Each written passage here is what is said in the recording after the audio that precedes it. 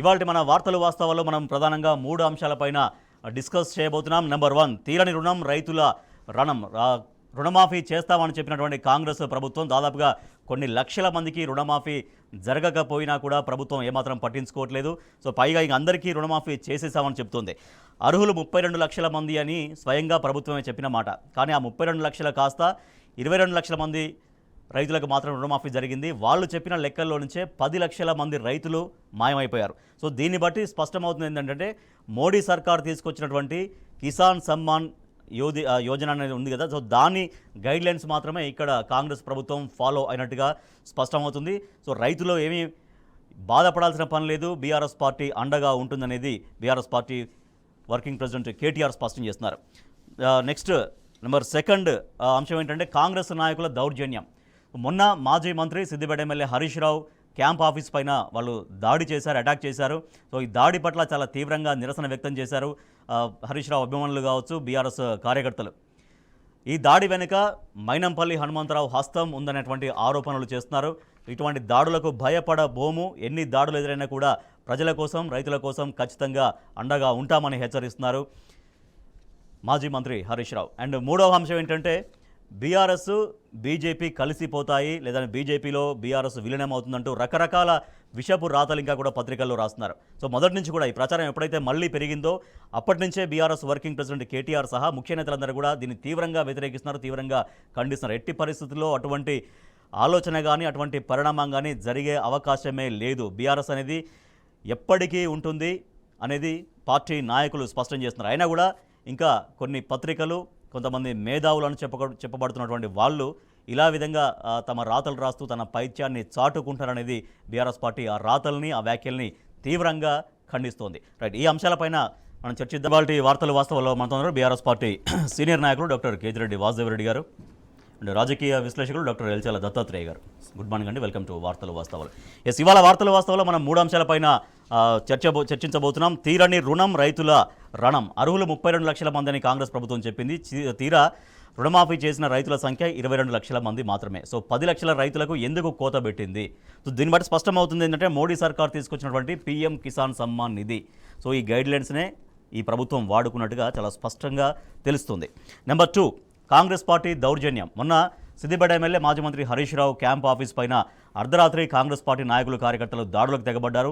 ఎన్ని దాడులు చేసినా కూడా వెరవం, ఖచ్చితంగా రైతుల కోసం, ప్రజల కోసం నిలబడతామని మాజీ మంత్రి హరీష్ రావు ఈ ప్రభుత్వాన్ని హెచ్చరించారు. నెంబర్ 3వ అంశం, ఇక బీఆర్ఎస్ బీజేపీ కలిసిపోతాయంటూ, బీజేపీలో బీఆర్ఎస్ విలీనమంటూ రకరకాల విష ప్రచారం, విషపు రాతలు ఇంకా కూడా రాస్తున్నారు. ఈ రాతల పట్ల, ఈ వ్యాఖ్యల పట్ల బీఆర్ఎస్ పార్టీ తీవ్రంగా అభ్యంతరం వ్యక్తం చేస్తోంది. న్యాయపరంగా ఖచ్చితంగా ఎదుర్కొంటాం ఇటువంటి ఒక పైచపు రాతల్ని, పైచపు వ్యాఖ్యల్ని అంటూ కూడా బీఆర్ఎస్ పార్టీ స్పష్టం చేస్తోంది. రైట్, ప్రస్తుతం రుణమాఫీ గురించి మనం మాట్లాడదాం. వాసుదేవరెడ్డి గారు, అర్హులు మొత్తం 32 లక్షల మంది రైతులు అనేది స్వయంగా ఈ ప్రభుత్వం చెప్పినటువంటి లెక్క. ఆగస్టు 15 కల్లా ఖచ్చితంగా మాఫీ చేస్తాం, ఏ దేవుడు కనిపిస్తే ఆ దేవుడి పైన ముఖ్యమంత్రి రేవంత్ రెడ్డి ఒట్లు పెట్టి మరీ చెప్పారు. తీరా వాళ్ళు చేసింది 22 లక్షల మందికి మాత్రమే, అంటే 10 లక్షల రైతులకు కోత పెట్టింది. సో ఎందుకు పెట్టింది? ఇవాళ రైతులకు ప్రభుత్వం ఏం సమాధానం చెప్పాల్సినటువంటి అవసరం ఉంది? ముందుగా మీకు, అదేవిధంగా ప్రేక్షకులకు, సోదరునికి అందరికీ కూడా గుడ్ మార్నింగ్ అండి. ఈ రైతు రుణమాఫీ పేరు మీద మరొకసారి ఈ రాష్ట్ర ముఖ్యమంత్రి వర్యులు, రాష్ట్ర ప్రభుత్వం రైతులందరినీ కూడా దగా చేసింది, మోసం చేసింది. ఆనాడు రైతు రుణమాఫీ గొప్పగా చెప్తా ఉన్నాం. ఎలక్షన్ ముందు ఏం చెప్పిండు రేవంత్ రెడ్డి గారు? మీరు బీఆర్ఎస్ ప్రభుత్వంలో మీకు ₹1,00,000 రుణమాఫీ అయింది, ₹1,00,000 రుణమాఫీ అయిన వాళ్ళందరూ వెళ్ళి మీరు బ్యాంకు పోయి మళ్ళీ 2 లక్షలు తెచ్చుకోండి, నేను రాగానే సంతకం పెట్టేస్తా అని చెప్పిండు ఈ రాష్ట్ర ముఖ్యమంత్రిగా ప్రమాణ స్వీకారం చేసిన రేవంత్ రెడ్డి గారు. ఈయన మాటలు నమ్మి వాళ్ళు పోయి ఆనాడు బీఆర్ఎస్ ప్రభుత్వంలో ₹1,00,000 రుణమాఫీ అయిన వాళ్ళందరూ కూడా పోయి 2 లక్షల రుణమాఫీ తెచ్చుకున్నారు. మళ్ళీ 2 లక్షలు అయితే కదా, రేవంత్ రెడ్డి రాగానే అయితే కదా అని చెప్పి 2 లక్షలు తెచ్చుకున్నారు. అధికారంలోకి వచ్చినాక ఏం చెప్పిండు ఈ రాష్ట్ర ముఖ్యమంత్రి గారు? నేను గుర్తు చేస్తా ఉన్నాను రాజేష్ గారు, చెప్పండి.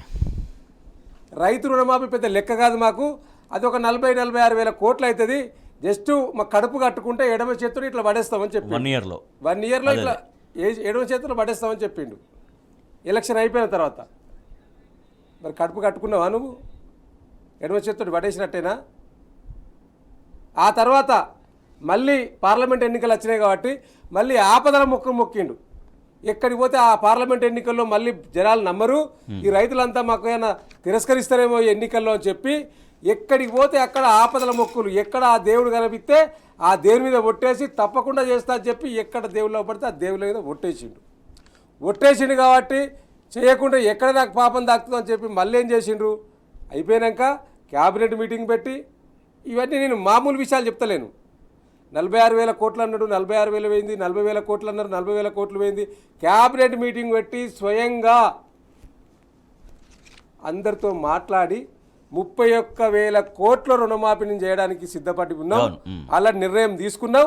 31,000 కోట్ల రూపాయలు మేము చేయబోతా ఉన్నామని చెప్పి వీరు చెప్పిండ్రు. సో రైతుల సంఖ్య కూడా చెప్పారు, 32 లక్షలు అనేది వాళ్ళు కూడా చెప్పారు. 31,000 కోట్ల రూపాయలు, తర్వాత 32 లక్షల మంది రైతులకు కూడా రుణమాఫీ చేయబోతున్నామని ఒక క్యాబినెట్ తీర్మానం అండి. అవును, ఇది మామూలు కాదు. ఈ రాష్ట్ర ముఖ్యమంత్రి గారు క్యాబినెట్ తీర్మానంలో చెప్పిండు. చేసింది ఎంత అంటే 17,000 కోట్ల పైచీలుకు కోట్లు, 17,000 కోట్ల పైచీలుకు రుణమాఫీ చేస్తే మీరు 22 లక్షల మందికి లబ్ధి చేకూరింది ఈ రాష్ట్రంలో. కానీ ఇవాళ మీరు ఫస్ట్ చెప్పేది ఏంటి, మీ లెక్కలే చెప్తున్నాం, మేము చెప్పింది కాదు. ఇలా బీఆర్ఎస్ పార్టీ లేకపోతే మేము కొత్తగా సృష్టించి చెప్తున్నది కాదు. మీరు 17,000 కోట్ల రుణమాఫీ చేసిండ్రు, 22 లక్షల మందికి చేసిండ్రు. కానీ ఆనాడు బీఆర్ఎస్ ప్రభుత్వం అధికారంలో ఉన్న సందర్భంలో ₹1,00,000 రుణమాఫీ చేస్తే 17,000 కోట్లు చేస్తేనే 36 లక్షల మంది రైతులకు రుణమాఫీ అయింది కదా. మరి మీరు ఇదే 17,000 కోట్లు చేస్తే 22 లక్షల మందికి ఎట్లా అయింది? 2 లక్షల రుణమాఫీ పెరిగినప్పుడు సంఖ్య పెరగాలనా తగ్గాలనా? పెరగాల కదా. లిమిట్ పెరిగినప్పుడు డెఫినెట్ గా రైతుల సంఖ్య పెరగాలి కదా. మరి పెరగలేదు కదా. నేను ఒక్కటే నిమిషంలో ఒక వీడియో చూపిస్తా. నేను అబద్ధం చెప్తలేను, ఎందుకంటే ఈ రాష్ట్ర ముఖ్యమంత్రి గారు క్యాబినెట్ మీటింగ్ తర్వాత ఏం మాట్లాడి ఒకసారి. 2 లక్షల రూపాయల వరకు మాఫీ చేయాలని మా మంత్రివర్గంలో మేము నిర్ణయం తీసుకున్నాము. ఈ రుణాలు మాఫీ చేయడానికి దాదాపుగా 31,000 కోట్ల రూపాయలు అవసరం అవుతున్నది. జూలై 18న మొదలు పెడితే ఇది మొన్న ఆగస్టు 15 వైరల్ మాట్లాడింది. 27 రోజుల్లో 18,000 కోట్ల రూపాయలు రైతుల ఖాతాలోకి బదిలీ చేసిన ప్రభుత్వం పార్టీ ఏదైనా ఉందంటే ఈ దేశంలో అది కాంగ్రెస్ పార్టీ.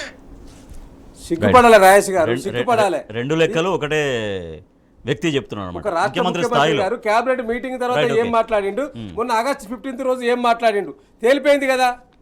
ఇలా ఈ రాష్ట్రంలో ఒక తుగ్లక్ పాలన నడుస్తా ఉన్నది. పిచ్చోడి చేతిలో రాయిలాగా ఇవాళ రాష్ట్ర ముఖ్యమంత్రి చేతిలో మనం పగ్గాలు పెట్టడం వల్ల ఏం చేస్తా ఉన్నాడో ఎట్లా చేస్తా ఉన్నాడో తెలుస్తలేదు. కాబట్టి రాష్ట్రంలో రుణమాఫీ కాని రైతులందరికీ కూడా బీఆర్ఎస్ పార్టీ డెఫినెట్గా ఇలా వారికి అండగా నిలుస్తుంది. వారందరి దగ్గరికి బీఆర్ఎస్ పార్టీ శ్రేణులంతా కూడా పోవాలని నిర్ణయం పార్టీ వర్కింగ్ ప్రెసిడెంట్ గారు కూడా నిర్ణయం తీసుకోవడం జరిగింది. అది ఒక 2 రోజులలో కార్యాచరణ ప్రారంభమవుతుంది. తప్పకుండా రుణమాఫీ కాని వాళ్ళందరూ ఎంబడి కూడా మరి బీఆర్ఎస్ పార్టీ పడుతుంది, తప్పకుండా ప్రభుత్వం వెంట పడుతుంది. వారికి రుణమాఫీ చేసేదాకా కూడా పోరాటం చేస్తామనే విషయాన్ని కూడా ఈ వేదిక ద్వారా నేను ప్రజలకు విజ్ఞప్తి చేస్తాను. మొదటి నుంచి ప్రభుత్వం చెప్పిన లెక్క ఒకలాగా ఉంది, క్షేత్రస్థాయిలో రైతులకు రుణమాఫీ అయినటువంటి లెక్క ఒకలాగా ఉంది. నిన్న కూడా మంత్రి తుమ్మల నాగేశ్వరరావు గారు చెప్పారు, 2 లక్షల రుణమాఫీ చేసేసాం. ఎవరికన్నా రుణమాఫీ జరగకపోతే, ఏదైనా కారణాల వల్ల రుణమాఫీ జరగకపోతే వాళ్ళని కూడా ఒక 1 మంత్లో అన్ని అసలు ఎందుకు జరగలేదని కారణాలు విశ్లేషిస్తాం, దాని తర్వాత వాళ్ళకి చేస్తామన్నారు. సో ఇక అసలు వాళ్ళకి చేస్తారా చేయడం సెకండరీ. బట్ ఇవాళ ప్రభుత్వం చెప్పిన లెక్కే ఎందుకు తప్పింది? నమస్తే అండి ప్రేక్షకులకు, మీ అందరికీ కూడా గుడ్ మార్నింగ్. ఇవాళ తెలంగాణ రాష్ట్రంలో అవగాహన లేని వ్యక్తి రాష్ట్రంలో ముఖ్యమంత్రిగా కొనసాగుతూ ఉన్నాడు. రైతుల సంఖ్య తెలియదు, ఎన్ని ఎకరాల్లో వ్యవసాయం సాగులో ఉందో తెలియదు. గతంలో కేసీఆర్ గారు ముఖ్యమంత్రి కావడానికి ముందు 2014 ముందు తెలంగాణ రాష్ట్రంలో సాగులో ఉన్నటువంటి వ్యవసాయ భూమి ఒక ఎంతుందంటే 1.13 కోట్లండి. తర్వాత కేసీఆర్ గారు తర్వాత 2024లో మనకు సాగు భూమి అనేటువంటిది 2.38 కోట్లకు పెరిగింది. అంటే కేసీఆర్ గారి ముందు చూపు వల్ల కట్టిన ప్రాజెక్టులు కావచ్చు, లేకపోతే నీటి సౌకర్యాలు కావచ్చు, మిషన్ కాకతీయ ద్వారా చెరువుల పునరుద్ధరణ కావచ్చు. సో భూమి పెరగడం వల్ల బోరులు వేసుకున్నారు, చాలా నీళ్లు అందుబాటులోకి వచ్చాయి కాబట్టి వ్యవసాయ క్రమతాలు పెరిగినాయి. సో పెరిగిన వ్యవసాయ క్రమతాలకు ఆధారంగా తీసుకున్నటువంటి రుణాల సంఖ్య కూడా పెరిగింది. ముఖ్యంగా చెప్పాల్సిన విషయం ఏంటంటే కేసీఆర్ గారి నాయకత్వంలో గతంలో 1 లక్ష రూపాయల రుణమాఫీ అనేటువంటిది 58,000 పైచీలకు రైతులకు ఒక దఫాలుగా విడుదల చేసుకుంటే 31,000 కోట్ల పైచీలకు రుణాలను కేటాయించారు. అంటే నిధులు కేటాయించి విడుదల చేశారు. విడుదల చేసిన తర్వాత రేవంత్ రెడ్డి గారికి ఈ లెక్కలపైన అవగాహన లేదు. తెలంగాణ రాష్ట్రంలో రైతులు ఎందరు ఉన్నారు, ఎన్ని వ్యవసాయ క్రమతాలు ఉన్నాయి, ఎంత వ్యవసాయం సాగులో ఉంది, ఇవన్నీ ఏం తెలియకుండా ఊకదంపుడు ఉపన్యాసాలు ఇచ్చేస్తూ క్యాబినెట్ మీటింగ్లో జరిగినటువంటి రిజల్యూషన్స్ పైన అవగాహన లేదు. సో రైతులు ఎంతమంది ఉన్నారు, రైతులు ఎంతమంది రుణాలు తీసుకున్నారో బ్యాంకుల నుంచి లెక్కలు తీసుకొని మాట్లాడే అవగాహన లేదు. ఇవాళ మా గ్రామం నుంచి ఒక రైతు 1,80,000 రూపాయల రుణం తీసుకుంటే 83 రూపాయల డబ్బులు పడ్డాయండి ఆయన అకౌంట్లో. అసలు కుర్రోముర్రో అని చెప్పి బ్యాంక్ ఆఫీసర్ దగ్గరికి వెళ్తే బ్యాంక్ ఆఫీసర్లు అసలు ఏం జరుగుతుందో మాకు కూడా అర్థం కాని సమస్య. ప్రభుత్వం ఏ క్రైటీరియా తీసుకుంది, రుణమాఫీ చేయడానికి తీసుకున్న క్రైటీరియా ఏందో ప్రభుత్వం మాకు ఇప్పటి వరకు ఒక గైడ్లైన్స్ విడుదల చేయలేదు. కాబట్టి బ్యాంకర్లకు స్పష్టత లేదు, ఎవరికి ఏ రైతు రుణమాఫీ చేయాలి, ఏ రైతు రుణమాఫీ చేయొద్దు అనేది వాళ్ళకు కూడా గైడ్లైన్స్ లేవని నరేందర్ అని చెప్పేసి bank manager, SBI bank manager Adilabad, తనతో ఫోన్లో మాట్లాడుతూ చెప్పిన విషయం ఏంటంటే, సార్ ప్రభుత్వం క్లియర్ కట్ గా గైడెన్స్ ఇవ్వలేదు. బ్యాంకులోకి వచ్చేటువంటి రైతులు కావచ్చు, బ్యాంక్ ఆఫీసర్లు కావచ్చు, ఏమంటున్నారంటే కేసీఆర్ గారు రుణమాఫీ చేసినప్పుడు చాలా స్పష్టంగా చెప్పారు, 1 లక్ష లోపు రుణం తీసుకున్న ఒక అరగుంట ఉన్న రైతుకు కూడా రుణమాఫీ చేయండి. ఆయనకు 500 రూపాయలు వచ్చినా సరే, లేకపోతే 1,00,000 రూపాయలు వచ్చినా సరే, ప్రతి ఒక్క రైతుకు రుణమాఫీ జరగాల్సిందే. రుణమాఫీ జరగడం అంటే ఏ రైతు కూడా బాధపడకూడదు, ఏమైనా రైతు కూడా ఇబ్బంది పడకూడదు అనేటువంటిది కేసీఆర్ రాజ్యంలో జరిగింది అట్లా ఆయన పాలనలో. కానీ ఇవాళ రేవంత్ రెడ్డి గారు వచ్చిన తర్వాత ఏమైందంటే, ఎంత మందిని తక్కువ చేస్తే అంతమంది జరిగింది చెప్తున్నారు కదా. స్టేట్మెంట్ కూడా అదే, 2 lakhs ఎవరికైతే ఉందో 2 lakhs వరకు మేము అందరికీ రుణమాఫీ చేసేసాం. ఇప్పుడు ఎవరైతే ఆరోపణలు చేస్తున్నారో అవి కేవలం రాజకీయంగా మమ్మల్ని టార్గెట్ చేస్తున్న తప్పించి రైతులకు అందరికీ రుణమాఫీ జరిగిందని చెప్తున్నమాట. బీఆర్ఎస్ పార్టీ ఖచ్చితంగా తెలంగాణ రాష్ట్ర ప్రజల తరపున, తెలంగాణ రైతుల తరపున పోరాడుతున్న పార్టీ. తెలంగాణ రాష్ట్రంలో కేసీఆర్ గారు తప్ప ఇంకా ఈ దేశంకే ఆదర్శంగా నిలిచింది కదా. ఇవాళ కిసాన్ సమ్మాన్ నిధి ఎవరి ఆలోచనల నుంచి పుట్టిందండి? మనం ప్రవేశపెట్టినటువంటి, కేసీఆర్ గారు ప్రవేశపెట్టినటువంటి రైతు బంధుకు కాపీ కొట్టి వాళ్ళు కిసాన్ సమ్మాన్ నిధి తీసుకొచ్చారు. సో ఇట్లా దేశం మొత్తంలో రైతుకంటూ ప్రత్యేకమైనటువంటి స్థానాన్ని కల్పించినటువంటి ఏకైక నాయకుడు ఈ దేశంలో కేసీఆర్ గారు. ఇంకోటి ఏం చేశారు, రైతుకు చనిపోతే 5 లక్షల బీమా ఇచ్చిన ఏకైక రాష్ట్రం నా తెలంగాణ. ఇవాళ రైతుకు ఈ స్థాయిలో, అంటే రైతుకు 24 hours కరెంటు కావచ్చు, రైతుకు రుణమాఫీ కావచ్చు, రైతుకు వ్యవసాయానికి ఇస్తున్నటువంటి రైతు బంధు కావచ్చు, రైతు బీమా కావచ్చు. సో ఇట్లా రైతుని సెంట్రిక్గా చేసుకొని రైతుని రాజుని చేసే ప్రయత్నం చేసినటువంటి నాయకుడు కేసీఆర్ అయితే, రైతుని ఏడిపిస్తున్నటువంటి నాయకుడు కదండి. ఇవాళ ఎంతమంది రైతులు ఏడుస్తూ ఉన్నారు? ఆదిలాబాద్ జిల్లా నుంచి మొదలుకుంటే అల్లంపూర్ వరకు రైతులందరూ కూడా బ్యాంకుల చుట్టూ తిరుగుతూ ఏడుస్తూ ఉన్నారు. ఇవాళ మంత్రి ఏమంటా ఉన్నారు, తుమ్మల నాగేశ్వరరావు గారు, 2 లక్షల పైకి 10,000 రూపాయలు ఉంటే ఆ మీద ఉన్న 10,000 రూపాయలు మీరు కట్టుకోండి, అప్పుడు బ్యాంకులో క్లియరెన్స్ వస్తుంది, ఆ 2 లక్షలకు మేము ఏదైనా ఉంటే చేస్తామని కూడా అంటలేడు, చూస్తామంటా ఉన్నారు. అంటే రైతులతో ఇంత ఆడుకోవడం దేనికి సంబంధించి తెలియాల్సిన అవసరం ఉంది. సో వీళ్ళకి స్పష్టత లేదు. ముఖ్యంగా రాజు గారు, రైతుల మీద స్పష్టత లేదు, రైతులు తీసుకున్న రుణాల మీద స్పష్టత లేదు. క్యాబినెట్ ఒక నిర్ణయం చెప్తుంది, ముఖ్యమంత్రి ఒక నిర్ణయం చెప్తాడు, లాస్ట్కు ప్రకటించింది చూసాం కదా. ఇప్పుడు బెస్ట్ ఎగ్జాంపుల్ నేను ఇప్పుడు మిత్రుడు చెప్పినట్టు, అదే కాకుండా ఈ రాష్ట్ర ముఖ్యమంత్రి సొంత జిల్లా మహబూబ్నగర్, కొత్త, ఇప్పుడు అక్కడ 2-3 జిల్లాలు అయినాయి కదా. ఈ కొత్త జిల్లాలో, ఆ యొక్క జిల్లాలో 1,72,433 మంది రైతులు అర్హత ఉంటే రైతు రుణమాఫీ అయింది 70,000 మందికి. ఇది లెక్కలు చెప్తా ఉన్నాం, మేము తీసుకొచ్చి లెక్కలు చెప్తా ఉన్నాం. అక్కడ ఉన్న రైతులు 70,000 మందికే. అదేవిధంగా ఈ రాష్ట్ర డిప్యూటీ సీఎం బట్టి విక్రమార్క సొంత జిల్లా 3,73,157 మంది రైతు రుణమాఫీకి అర్హత సాధిస్తే అక్కడ రుణమాఫీ అయింది 1,15,000 మందికి మాత్రమే. అంటే 30% కూడా సరిగా కాలేదు. అంటే దీన్ని బట్టి ఏమర్థమవుతా ఉన్నది, ఈ రాష్ట్ర ముఖ్యమంత్రి జిల్లా చెప్పాను నేను, డిప్యూటీ సీఎం బట్టి విక్రమార్క జిల్లా చెప్పాను. ఇది ఈ 2 జిల్లాలే కాదు, రాష్ట్ర వ్యాప్తంగా ఇట్లా కాకుండా అనేక జిల్లాలు ఉన్నాయి రాష్ట్ర వ్యాప్తంగా. సో నిన్న కూడా అంటే మన సిటీలో, మన మేడ్చల్ మల్కాజ్గిరి జిల్లాలో గండిమైసమ్మ దుండిగల్ మున్సిపాలిటీలో కూడా 632 మంది 14 మందికి అయింది. దుండిగల్ మున్సిపాలిటీలో 14 మందికి అయింది. నిన్న స్వయంగా ఆధారాలతో సహా మా మాజీ మంత్రి వల్ల హరీష్ రావు గారు ప్రెస్ మీట్ పెట్టి కూడా చెప్పడం జరిగింది. సో నేనేమంటా ఉన్నానంటే, ఇవాళ ఎస్ఎల్బిసి అంటే స్టేట్ బ్యాంకర్ లేబర్ సంబంధించి వారు ప్రత్యేకంగా 60 లక్షల మందికి రుణాలు ఇచ్చినామని వాళ్ళు చెప్తా ఉన్నారు, పంట రుణాలు ఇచ్చినామని చెప్పి బ్యాంకర్సే చెప్తా ఉన్నారు. కానీ మీరు తేల్చింది, మీరే క్యాబినెట్లో చెప్పింది 31,000, చేసింది 22 లక్షల మందికి 17,000 కోట్ల చిల్లర. 17,000 కోట్ల చిల్లర. అంటే ఎటుపోతా ఉన్నాయి పైసలు, ఏం చేసిండ్రు మరి?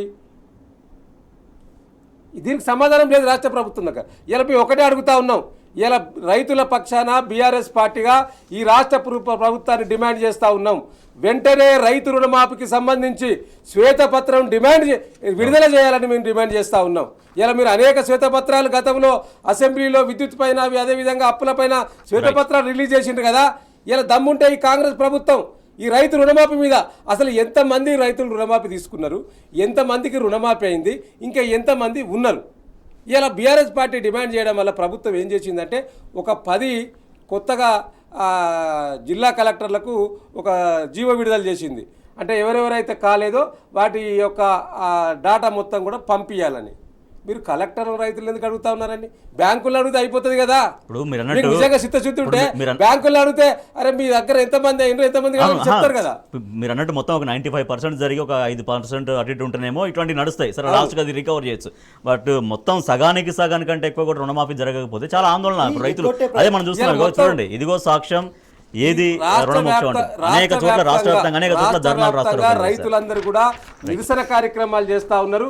ఇలా 46% మాత్రమే రుణమాఫీ అయింది, ఇంకా 54% రుణమాఫీ కాలేదు. ఆ 54% మంది రైతులందరూ కూడా బ్యాంకర్ల దగ్గర, బ్యాంక్ ఆఫీసుల ముందు, అదే విధంగా కార్యాలయాల ముందు ధర్నాలు చేస్తా ఉన్నారు. సగానికంటే ఎక్కువ. రైట్ దత్తాత్రేయ గారు, రాష్ట్ర వ్యాప్తంగా అన్ని జిల్లాల్లో బ్యాంకుల దగ్గర లేకపోతే రోడ్ల మీదకి వచ్చి వాళ్ళు ఆందోళన వ్యక్తం చేస్తారు. రుణమాఫీ అవుతుందా కాదా అనేది. ఇప్పుడు ఒకటే అండి, 2 లక్షల రుణమాఫీ పేరు మీద రైతులను మోసం చేశాడు, 2 లక్షల ఉద్యోగాల పేరు మీద నిరుద్యోగులను మోసం చేశారు. అంటే రేవంత్ రెడ్డి ఓడదాటిదాకా ఓడమల్లన్న, ఓడదాటిన తర్వాత బోడి మల్లన్న. ఇవాళ రైతులు ఈ తెలంగాణ రాష్ట్రంలో అత్యంత పెద్ద సామాజిక వర్గం. ఏ వ్యక్తి అయినా ఏదో ఒక విధంగా రైతు కుటుంబానికి చెందినటువంటి వ్యక్తులమే ఉంటాం. ఇవాళ అత్యంత పెద్ద సామాజిక వర్గాన్ని ఇంత ఢోకాబాజ్, ఇంత మోసం చేయడం, వాళ్ళ కన్నీళ్లకు కారణం కావడం, వాళ్ళ దుఃఖానికి కారణం కావడం, వాళ్ళ బ్యాంకుల చుట్టూ తిప్పడం, దీని అర్థం ఏంటంటే రేవంత్ రెడ్డికి నిజంగానే తను ఇచ్చినటువంటి మాట మీద చిత్తశుద్ధి ఉంటే ఎన్ని అబద్ధాలు ఆడాడండి. ఏ ఊరికి పోతే ఆ ఊరిలో ఉన్నటువంటి దేవుళ్ళ మీద ఒట్లేశాడు.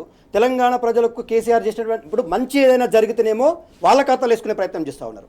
ఏది కొంచెం చెడు అనిపించినా కూడా అది కేసీఆర్ కనిపించాలనే ప్రయత్నం చేస్తూ ఉన్నారు. అంటే దీన్ని బట్టి రైతులు కూడా అర్థం చేసుకుంటా ఉన్నారు. ఇవాళ తెలంగాణ రాష్ట్ర వ్యాప్తంగా ఏదో బీఆర్ఎస్ పార్టీ పిలుపునిస్తున్నాం, లేకపోతే ఎవరో చెప్తే చేసింది కాదు. ఇదంతా స్వచ్ఛందంగా రైతులు వాళ్ళ కన్నీళ్లతో బాధతో శవయాత్రలు తీశారండి. మా గ్రామంలో 3 రైతులకు అయ్యింది, మిగతా 38 మంది రైతులు ఏడ్చుకుంటూ ఫోన్లు చేస్తా ఉన్నారు. ఒకటే అంటా ఉన్నారు, మేమేం తప్పు చేస్తాం, మేము ఓటు వేయలేదా. అధికారంలో రావడానికి ఆ రైతులను ఏ రాజకీయ నాయకులు రెచ్చగొట్టాల్సిన పని లేదు. ఆటోమేటిక్ గా మాకు రుణమాఫీ జరగలేదు అనేది డెఫినెట్ గా ఎవరికైనా కూడా అది వచ్చేస్తుంది. జరగలేదని వచ్చేస్తుంది. ప్రభుత్వం ప్రకటించిన తర్వాత హక్కుగా ఫీల్ అవుతారు రైతులు. హరీష్ రావు, మాజీ మంత్రి, ప్రస్తుత సిద్దిపేట ఎమ్మెల్యే హరీష్ రావు ఆఫీస్ పైన మొన్న అర్ధరాత్రి చాలా కాంగ్రెస్ పార్టీ నాయకులు, కార్యకర్తలు దాడికి తెగబడ్డారు. అక్కడికి వెళ్ళి గూండాయుధం చేశారు, దౌర్జన్యానికి పాల్పడ్డారు. సో దీని పట్ల బీఆర్ఎస్ పార్టీ చాలా తీవ్రంగా అభ్యంతరం వ్యక్తం చేస్తుంది, తీవ్రంగా ఈ దాడుల్ని ఖండిస్తోంది. ఎవరెన్ని దాడులు చేసినా, ఎటువంటి బెదిరింపులకు పాల్పడినా కూడా రైతుల పక్షాన్నే బీఆర్ఎస్ పార్టీ ఖచ్చితంగా ఉంటుంది, ప్రజల కోసం ఫైట్ చేస్తుందనేది బీఆర్ఎస్ పార్టీ స్పష్టం చేస్తోంది. ఈ మేరకు నిన్న హరీష్ రావు చాలా తీవ్రంగానే స్పందించారు ఈ ప్రభుత్వం పట్ల, ముఖ్యమంత్రి వ్యవహార శైలి పట్ల. వాసుదేవ్ రెడ్డి గారు, ప్రశ్నిస్తే దాడులేనా, ఇటువంటి దౌర్జన్యాలేనా? ఇవాళ రాష్ట్ర ముఖ్యమంత్రి కాకముందు నుంచెల్లే రేవంత్ రెడ్డి గారు పీసీసీ అధ్యక్షుడు ఉన్న కాంచెల్లి ఒక లంపెన్ గ్యాంగ్ను మెయింటైన్ చేసిండండి. ఏంది, ఆయన పబ్లిక్ మీటింగ్ పోతే సీఎం సీఎం సీఎం కింది నుంచి అనిపించాలి. అనిపించినాక ఈయన గొప్పగా ఎవడనద్దు సీఎం సీఎం ముచ్చడనద్దని ఈయన చెప్పేది. అంటే ఏడికి పోతే ఆడికి కాన్వాయిలు కొద్దిగా హంగామా. మొదటి నుంచి రేవంత్ రెడ్డి గారికి ఏంటంటే హంగామా సృష్టించాలి. ఇప్పుడు దాంట్లో భాగంగానే ప్రభుత్వంలోకి వచ్చినాక కూడా ఇంకా ఆయనలో మార్పు రానట్టు కనిపించింది. ప్రభుత్వంలోకి వచ్చినాక ఏ విధంగా ఉండాలనేది కూడా ఆయనకు మరి తెలిసి చేస్తాడా తెలియక చేస్తాడా అనేది వారే సమాధానం చెప్పాలి. కానీ ఇవాళ ఒక మాజీ మంత్రివర్యులు, ముఖ్యంగా సుదీర్ఘంగా ఆనాడు తెలంగాణ ఉద్యమంలో పాల్గొన్న వ్యక్తిగా హరీష్ రావు గారి ఆఫీస్ పైన, అంటే అది హరీష్ రావు గారి సొంత ఇల్లు కూడా కాదండి, అది ప్రభుత్వానికి సంబంధించిన ఇల్లు, ఎమ్మెల్యే క్యాంప్ ఆఫీస్. అంటే మీరు ప్రభుత్వ ఆస్తులను ధ్వంసం చేస్తూ ఉన్నారు. మీరు ఒక ప్రభుత్వంలో రాష్ట్ర ముఖ్యమంత్రిగా ఉండి మీరు మీ లంపెన గ్యాంగ్ను పంపించి వారిని రెచ్చగొట్టే విధంగా చేయించి రాష్ట్ర ముఖ్యమంత్రి గారి పైన మాట్లాడితే, రైతుల పక్షాన మాట్లాడితే మీరు దాడులు నిర్వహిస్తారా? ఇదా మీ సంస్కృతి ముఖ్యమంత్రి గారు? ఇదా మీరు రాష్ట్ర ప్రజలకు ఏం నేర్పాలనుకుంటూనే ఉన్నారు? ఇలా ఈ రాష్ట్ర ప్రజలు దేని చూసి ముందుకు పోవాలి? ఇవాళ మీ లంపెన గ్యాంగ్ను పెట్టుకొని ఇట్లాంటి దాడులను, ఇట్లాంటి వాటి అన్నిటి కూడా బీఆర్ఎస్ పార్టీ బెదిరదండి. ఇవన్నీ చాలా చూసింది. ఆనాడే తెలంగాణ ఉద్యమంలో అనేక దాడులు మేము కూడా ఆనాడు చేసినాం. సమాఖ్యాంధ్రంలో ఉన్న సందర్భంలో ప్రత్యేక తెలంగాణ రాష్ట్రం కోసం అనేక దాడులు చేసినాం. ఈ దాడులకు మేము విరవం. కానీ ఈ రాష్ట్ర ప్రభుత్వంలో ఉన్న ముఖ్యమంత్రి ఇప్పటివరకు ఖండించలేదు. ఒక మంత్రి కూడా ఖండించలేదు ఇప్పటివరకు. ఆ జిల్లా మంత్రి కూడా ఖండించలేదు ఇప్పటివరకు ఆ దాడిని. ఒక ప్రభుత్వ కార్యాలయం మీద దాడి జరిగితే ఇది తప్ప నిర్ణయించినరా మీరు ఇప్పటి వరకు? అసలు దోషులను పట్టుకున్నారా ఇప్పటి వరకు? పట్టుకోలేదు. ఇలా మేము డిమాండ్ చేస్తూ ఉన్నాం. ఇలా ప్రశ్నించే గొంతులను నొక్కేస్తానంటే ప్రశ్న ఆగదు. మీరు ఎంత నొక్కితే అంత డెఫినెట్లీగా ప్రజల నుంచి వెళ్ళి విశేష స్పందన వస్తుంది. తప్పకుండా ప్రజల పక్షాన గొంతు విప్తం తప్పితే గొంతు మూసుకోమనే విషయాన్ని ఈ ప్రభుత్వం గుర్తెరగాలి. కాబట్టి ఇలా ఒక పక్క జర్నలిస్టులను, మరో పక్క రాజకీయ నాయకులను, మరో పక్క ప్రజలను మాట్లాడేటోళ్ళందరినీ కూడా మీరు ఏమార్చి వారి మీద కేసులు పెట్టో భయపెట్టో ఈ ప్రభుత్వాన్ని మరి ప్రశ్నించే అవకాశం లేకుండా చేస్తారంటే మరి ఎవరు కూడా ఊరుకోరనే విషయాన్ని మేము తెలియజేస్తా ఉన్నాం. ముఖ్యంగా మరి ఈ యొక్క రైతు రుణమాఫీ విషయంలో ప్రధానంగా ఇలా ఇవన్నీ ఎందుకు జరుగుతున్నాయండి? ఇలా మంత్రి హరీష్ రావు గారి ఇంటి మీద దాడి జరుగుతుంది. అదేవిధంగా వారు వైరా సభలో ఇష్టం వచ్చినట్టుగా ప్రేలాపనలు చేస్తారు. ఒక రాష్ట్ర ముఖ్యమంత్రి, రాజ్యాంగబద్ధంలో ఉన్న ముఖ్యమంత్రి గారు ఇష్టం వచ్చినట్టు అడ్డు పొడుగు పెరిగినవు, తాడి చెట్టు అంతా పెరిగినవు అని చెప్పి మాట్లాడడం ఏదైతే హేళనగా మాట్లాడడం ఏదైతే ఉందో ఇది ప్రజలు అసహించుకుంటా ఉన్నారు ఇట్లాంటి విషయాలను. సో కాబట్టి మీరు ఇకనైనా మారండి ముఖ్యమంత్రి గారు. మీలో మార్పు వస్తలేదు. మీరు ప్రజలను రాష్ట్రంలో అన్ని వర్గాల ప్రజలను మోసం చేస్తూ ఉన్నారు. ఇలా రైతు రుణమాఫీ పేరు మీద రైతులను మోసం చేసిండ్రు. ఇలా నిరుద్యోగులు 2 లక్షల ఉద్యోగాలు ఇస్తారని నిరుద్యోగులను మోసం చేసిండ్రు. ఆటో కార్మికులకు సంవత్సరానికి 12,000 ఇస్తున్నారు, ఆటో కార్మికులకు మోసం చేసిండ్రు. 2500 మరి నెలకి 2500 ఆడబిడ్డలకు ఇస్తున్నారు, ఆడబిడ్డలను మోసం చేసిండ్రు. మరి పెన్షన్స్ పెంచుతా అని చెప్పి 2,000 నుంచి 4,000 పెన్షన్ పెంచుతా అని చెప్పినావు, వారిని మోసం చేసినావు. ఎవరిని ఇలా సంతోషంగా ఉంటున్నారు ఈ ప్రభుత్వంలో? ఎవరు సంతోషంగా ఉండలేరు. అందరినీ ఇలా మీ పైన మాట్లాడితే, మీ పైన గర్జిస్తే వారిని బెదిరింపులకు గురి చేస్తూ ఉన్నారు. కాబట్టి తప్పకుండా ప్రజలు అన్నింటినీ గమనిస్తూ ఉన్నారు. సమయం సందర్భం వచ్చినప్పుడు తప్పకుండా వాటికి సమాధానం చెప్తారు. రైట్ దత్తాత్రేయ గారు, ఆగస్టు 15 వరకు 2 లక్షల రుణమాఫీ చేస్తామని చెప్పింది కాంగ్రెస్ ప్రభుత్వం, చెప్పింది ముఖ్యమంత్రి రేవంత్ రెడ్డి. సో 100% అయితేనేమో జరిగినట్టు. బట్ దాదాపుగా ఒక 50% పైగా రైతులకు ఇంకా రుణమాఫీ జరగలేదు. కాబట్టి ఆ విషయాన్ని ప్రశ్నిస్తే లేదా ప్రస్తావిస్తే ఈ రకమైనటువంటి దాడులు, దౌర్జన్యం అంటే ఇక ఇదే కొనసాగుతుందా? ఇటువంటి దౌర్జన్యాలు, ఇటువంటి దాడులే కొనసాగుతాయన్నటువంటి భయం ప్రజల్లో కనిపిస్తూ ఉంది. అలీబాబా అరడజన్ దొంగలు అన్నట్టుగా కాంగ్రెస్ పార్టీ నాయకుల మధ్య సమన్వయ లోపం వల్ల రేవంత్ రెడ్డి గారికి ఒక పిచ్చిలేస్తూ ఉంది. ఆయన ఎట్లా ప్రవర్తిస్తూ ఉన్నారంటే ఆయన ముఖ్యమంత్రి అనేటువంటి స్థాయిలు కూడా మర్చిపోయి ఒక ముఖ్యమంత్రి హోదాలో ప్రజలని, రైతులని అడ్రస్ చేస్తున్నప్పుడు నీ హుందాతనాన్ని, నీ గౌరవాన్ని నువ్వు కాపాడుకోవాలి. రేవంత్ రెడ్డి గారు ఏమడిగారండి? రేవంత్ రెడ్డి గారిని హరీష్ రావు గారు ఏమడిగారు? 100 రోజుల్లో 6 గ్యారంటీలు అమలు చేస్తా అన్నావు. ఇది బీఆర్ఎస్ పార్టీ కాంగ్రెస్ పార్టీకి డెడ్ లైన్ పెట్టిందా అండి? లేకపోతే మిగతా పార్టీలు కాంగ్రెస్ పార్టీకి మీరు 100 రోజుల్లో డెడ్ లైన్ పెడతామని మీ మేనిఫెస్టోలో పెట్టుకోమని పెట్టారా? వాళ్ళు పెట్టుకున్నది కదా. సో తెలంగాణ సమాజానికి మీరు గ్యారంటీ చెప్పుకున్నారు. ఏమని? 100 రోజుల్లో మేము ఈ 6 గ్యారంటీలు 13 హామీలు ఇస్తామని చెప్పారు. దాంట్లో ప్రధానంగా ఏం చెప్పాడండి? 2 లక్షల రుణమాఫీ చెప్పాడు. ఎప్పుడు అన్నాడు? డిసెంబర్ 9 నాడు అధికారంలోకి రాగానే ఎమ్మటే నేను దాని మీద సంతకం పెడతా, మీరు అందరూ ఉటావుటిన పోయి తెచ్చుకోండి అని ఎన్నికలకు ముందు ఒక మాట మాట్లాడారు. సోనియా గాంధీ జన్మదిన సందర్భంగా డిసెంబర్ 9 ఏమైంది? డిసెంబర్ 9 బాయ, 1 రోజు బాయ, 2 రోజులు బాయ, 3 రోజులు బాయ, ఆగస్టు 15కి వచ్చా. రేవంత్ రెడ్డి గారిని హరీష్ రావు గారు ఏమడిగారు? ఎక్కడ బాయ నీ మాట, నువ్వు మాట మీద ఉండ మనిషివేనా? నీ అసలు నోరా లేకపోతే మూసినదా? ఇన్ని అబద్ధాలు ఆడతావా? రైతులను ఎందుకు మోసం చేస్తున్నావు? సో నువ్వు ఇచ్చిన మాట నిలబెట్టుకో. నువ్వు 100 రోజుల్లో అన్న 6 గ్యారెంటీలు ఎప్పుడు నెరవేరుస్తావు? ఈ రుణమాఫీ ఎప్పుడు చేస్తావు అంటే ఇక పార్లమెంట్ ఎన్నికలు వచ్చినాయి కాబట్టి ఊరూరుకు పోవాలా, ఆయనకు నమ్మకం లేదు. ఏ దేవుడు కనిపిస్తే ఆ దేవుని మీద ఒట్టు పెట్టాలా, అది కూడా అన్నాడు. నువ్వు దేవుళ్ళని ఎందుకు మధ్యలోకి తీస్తున్నావు? నీకు తెలంగాణ రైతులకు సంబంధించిన అంశం అది. మేము ప్రతిపక్షంగా ప్రశ్నిస్తూ ఉన్నాం, రైతుల తరపున అడుగుతున్నాం, ఎప్పుడు ఇస్తావని.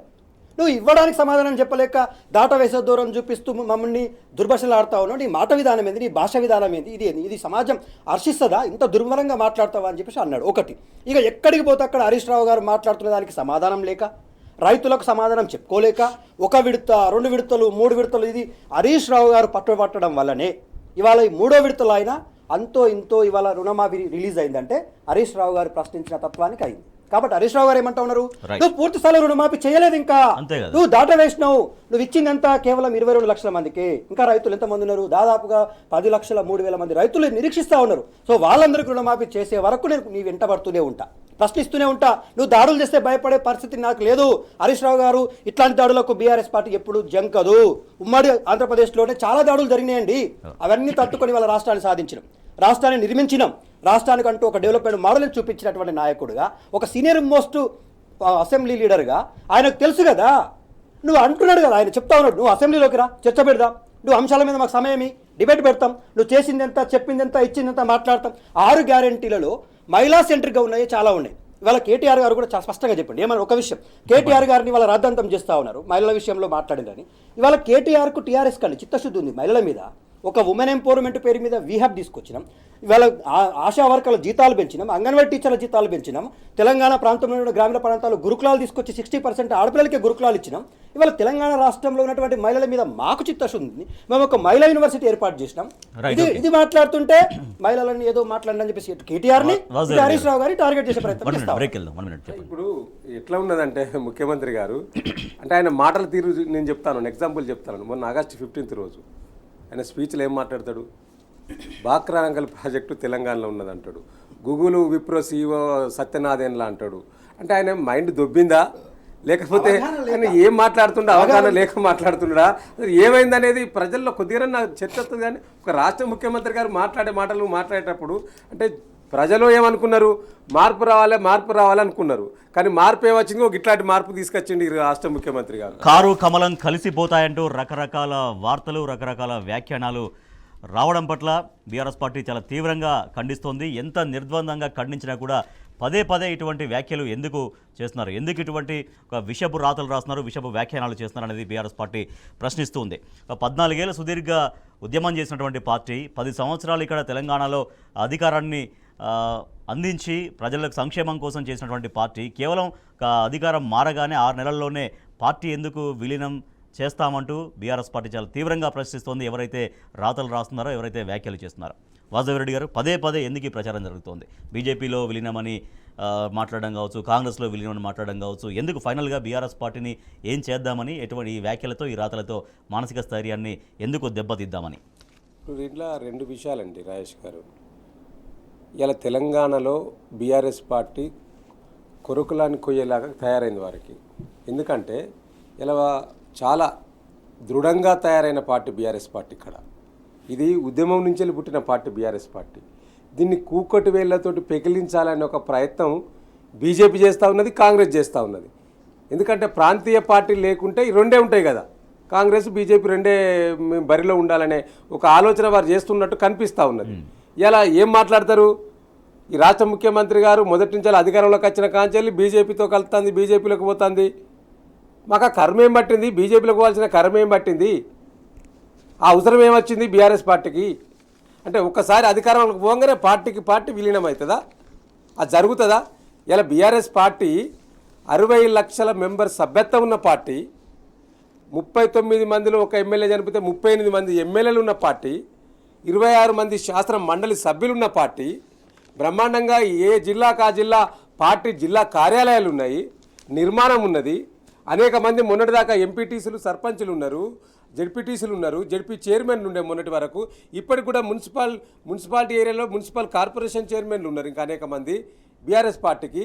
సో ఇంత ఉన్న ఈ పార్టీ ఏకైకిన పోయి బీజేపీలో చేరుతుందని రేవంత్ రెడ్డి అంటాడు.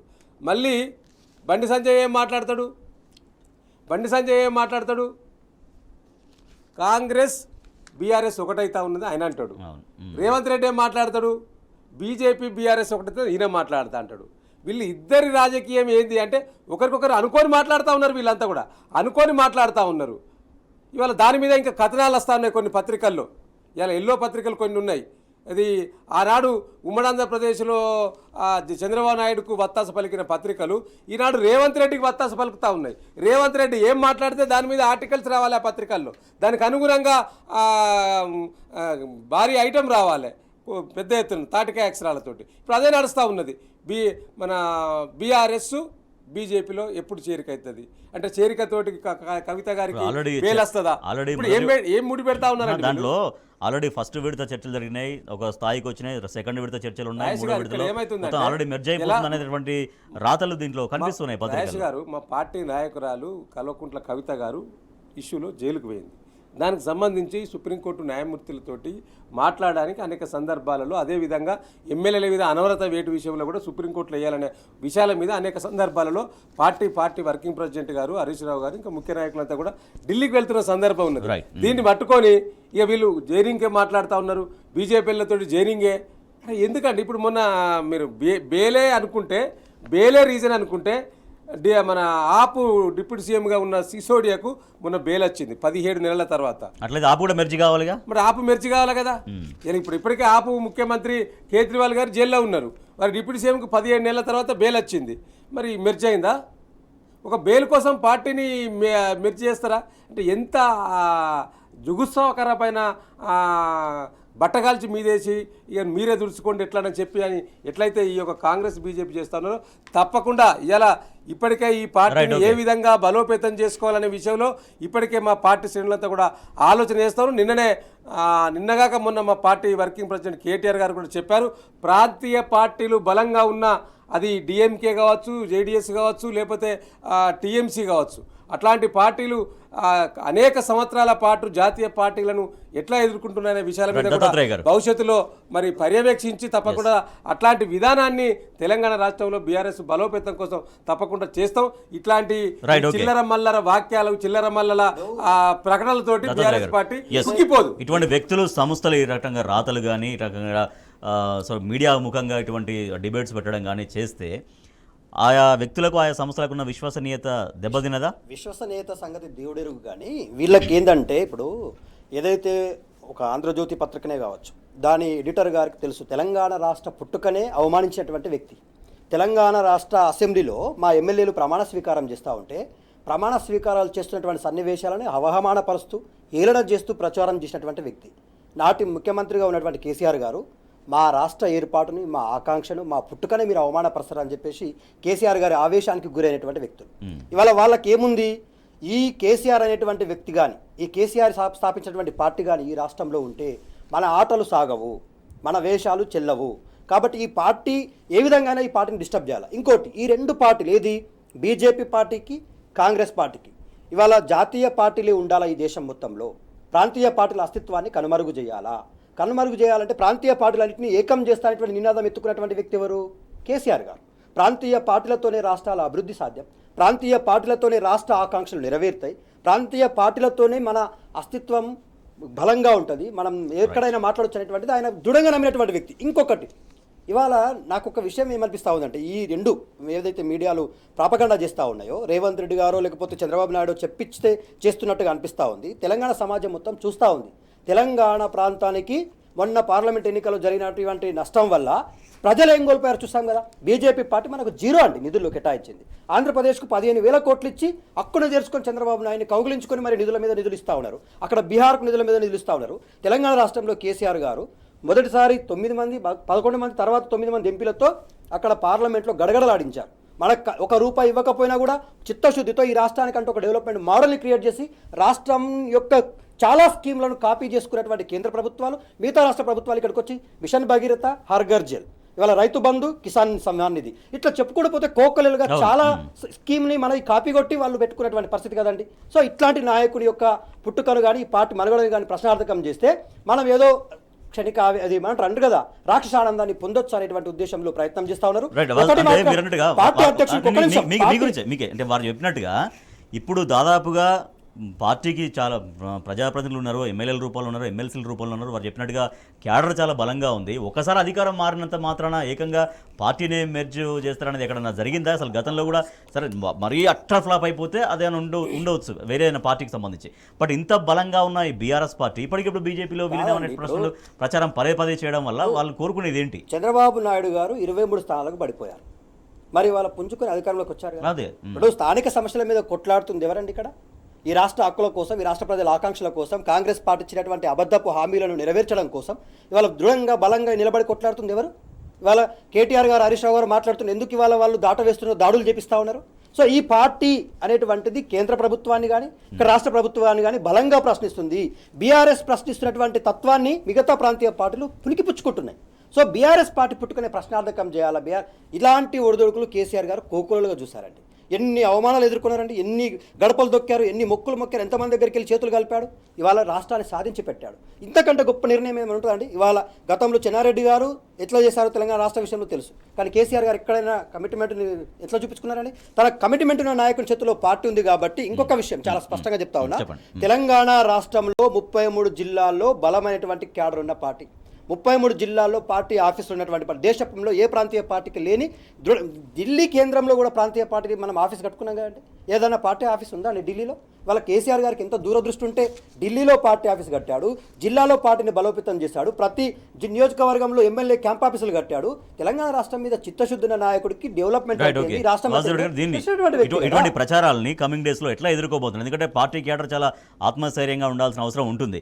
అటువంటి వాళ్ళకి స్థైర్యం కోల్పోకుండా పార్టీగా మీరు ఏమి భరోసా ఇవ్వబోతున్నారు? డెఫినెట్లీ అండి, ఇప్పటికే మా పార్టీ వర్కింగ్ ప్రెసిడెంట్ గారు చాలా సందర్భాల్లో చెప్పారు. నేను మళ్ళీ కూడా మీ టీన్యూస్ వేదిక ద్వారా గుర్తు చేస్తూ ఉన్నాను, ఇలా పార్టీ శ్రేణులు నిరుత్సాహపడాల్సిన అవసరం లేనే లేదు. ఇవాళ ఈ రాష్ట్రంలో రానున్నది బీఆర్ఎస్ పార్టీ మళ్ళీ అధికారంలోకి.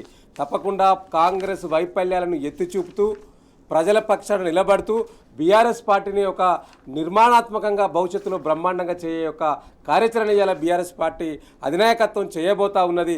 ముఖ్యంగా ఇవాళ ఈ యొక్క తెలంగాణ ప్రజలకు అదేవిధంగా తెలంగాణ ప్రాంతానికి శ్రీరామ రక్ష బీఆర్ఎస్ పార్టీ మాత్రమే.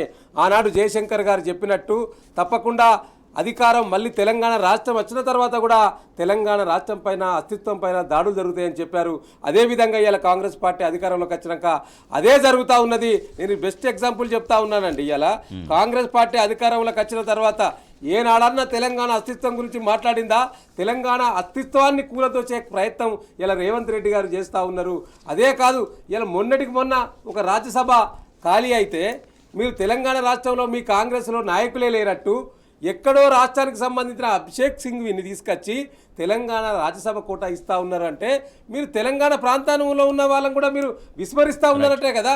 కాబట్టి ఇలా తెలంగాణ ప్రాంతానికి తప్పకుండా ఈ రాష్ట్రానికి బీఆర్ఎస్ పార్టీ ప్రాంతీయ పార్టీ అవసరం ఉన్నది. తప్పకుండా ఈ ప్రజల ఆకాంక్షలు నెరవేర్చాలంటే కేసీఆర్ నాయకత్వంలో ఈ పార్టీ తప్పకుండా నిర్మాణం చేపట్టబోతుంది. ఆ నిర్మాణం భవిష్యత్తులో ఇంకా 40-50 సంవత్సరాలు ఈ పార్టీ బ్రహ్మాండంగా ఉండే విధంగా కార్యాచరణ తీసుకోబోతా ఉన్నారు. కాబట్టి పార్టీ శ్రేణుల ఎవరు కూడా నిరుత్సాహపడే పరిస్థితి లేదు. ఆ పరిస్థితిని కూడా బీఆర్ఎస్ పార్టీ తీసుకురాబోతుంది. ఒకటే అండి, తెలంగాణ రాష్ట్రం ఉన్నంత వరకు బీఆర్ఎస్ పార్టీ ఉంటుంది. తెలంగాణ రాష్ట్రానికి బీఆర్ఎస్ పార్టీకి పేగుబంధం. మిగతా కాంగ్రెస్ పార్టీకి బీజేపీ పార్టీకి జాతీయ లక్ష్యాలు ఉంటాయి. కేసీఆర్కి కావచ్చు, కేటీఆర్ హరీష్ రావుకు, బీఆర్ఎస్ పార్టీకి మా రాష్ట్ర హక్కులే ముఖ్యం. రాష్ట్రం ముఖ్యం, తర్వాత దేశం. ఏ పార్టీలో బీఆర్ఎస్ విలీనమయ్యే ప్రసక్తే లేదు. వచ్చే ఎన్నికల్లో ఖచ్చితంగా మళ్ళీ అధికారం మనదే. ఇది BRS party working president KTR party శ్రేణులకు చెప్తున్నటువంటి ఒక మాట, ఒక నమ్మకమైనటువంటి ఒక భరోసా. కాబట్టి ఎటువంటి ప్రచారాలు నమ్మొద్దు. బీఆర్ఎస్ పార్టీ శ్రేణులు ఆత్మస్థైర్యంగా ఉండాలి. ఇటువంటి ప్రచారాలను తిప్పికొట్టాలనేది బీఆర్ఎస్ వర్కింగ్ ప్రెసిడెంట్ కేటీఆర్ ఇస్తున్నటువంటి పిలుపు. Thank you so much Dattatreya గారు. Thank you so much Vasudeva Reddy గారు. ఇది ఇవాల్టి వార్తలు వాస్తవాలు. చూస్తూనే ఉండండి టీ న్యూస్.